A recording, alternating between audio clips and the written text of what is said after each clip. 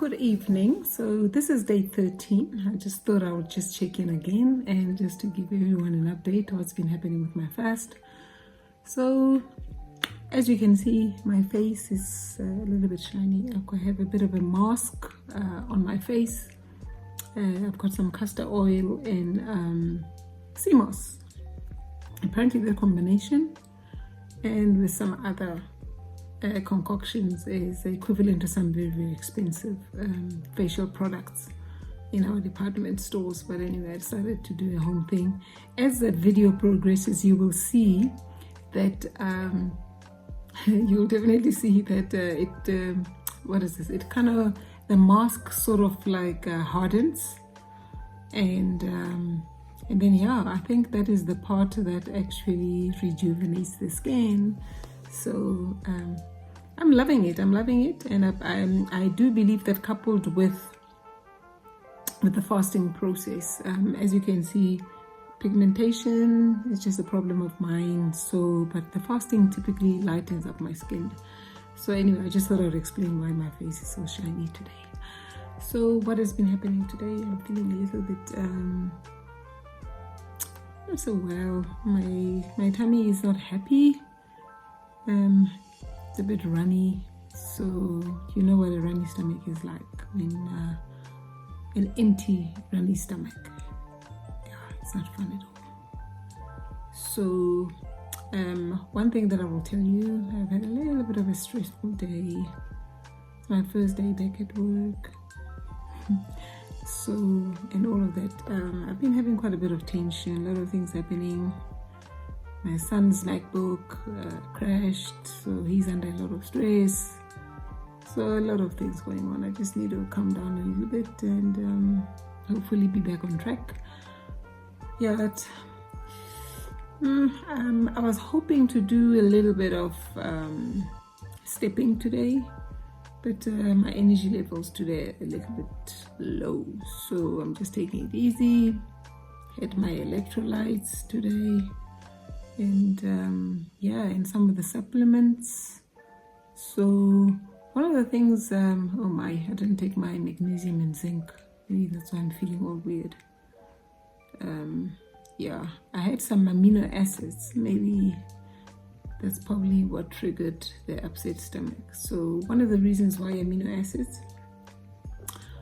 as you lose weight, what tends to happen, you know, you also lose a bit of muscle. So to try and counter the loss of muscle, amino acids are said to work quite well. Yeah, so I'm not going to be talking too much, you know, as it pertains to fasting. I just want to get a little bit of energy. One thing that I will tell you, do take care of yourself. It's very important to fasting lifestyle. So one of the things that I've been thinking about when you're fasting, when I say to you clarity of mind, I really mean it. But for someone like me, I sometimes consider myself a little bit of an ADHD type of person. The flurry of ideas that just come by you is just absolutely incredible. I've been thinking about you know, the entire fasting process.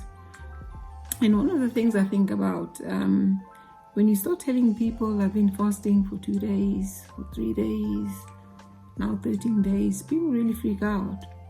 And the entire process basically just seems absolutely impossible for them. So one of the things, when I do get a chance to do that I really want to do, is to write a book on fasting. The book that I have, Revitalize. It's a completely different book. You can see it. It's normally lying around here. Oh, there it is. Oh, excuse me. Revitalize really speaks about my journey, my fasting weight loss journey. But the fasting book, what I really want to focus on is it's a book that really helps people start the journey. So during the course of today, I did take down some notes. Don't you just love my fancy leather diary. That's what I'm using for 2025. So I took some notes, and my thinking is, so I want this book to be divided into 3 sections, and the notes that I've written here says not all fasting mechanisms are equal. It is the individual that must determine a sustainable process for them. I believe 100% in fasting. Both intermittent fasting and extended fasts can work just as well. So what I'm considering is to basically, in the book, to have a beginner's guide. So then it will be like the beginner's guide, intermediary, and advanced. So with the beginners, what I'm thinking of doing is to, if you're, to get people to understand the whole fasting process, the journey, the theory behind it, what actually happens to your body, your physiology, and all of that. And then, but for beginners, start focusing more on intermittent fasting. So basically telling people about the gap. A person might start with, say, 12 hours of fasting, and then reduce the gap.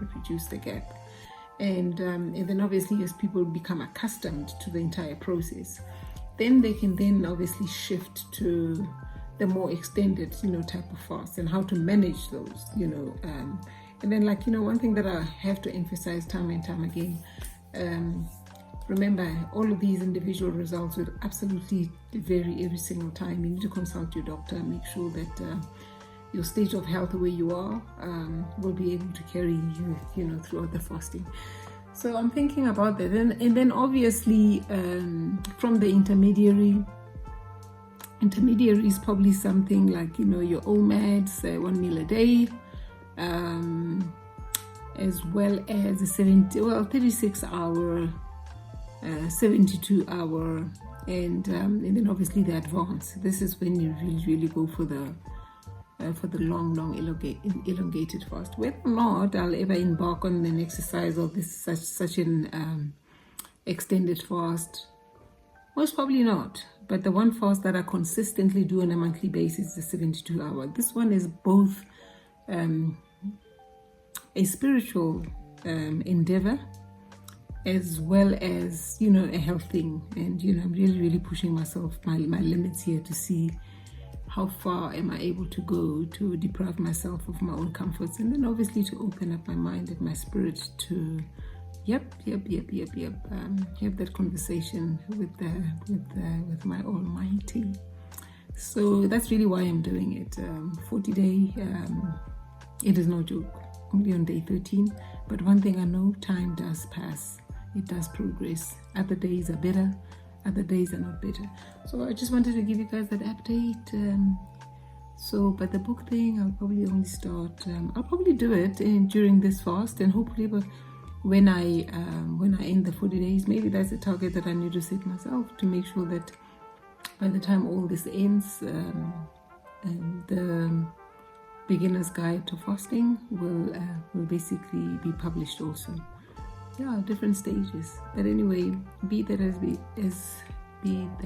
it may, I'm gonna say good night, and then hopefully tomorrow I'll be a little bit more jovial and happy, and we'll definitely try and do some stepping and just get back to it. And then just hopefully there's just no stress, and my children are okay.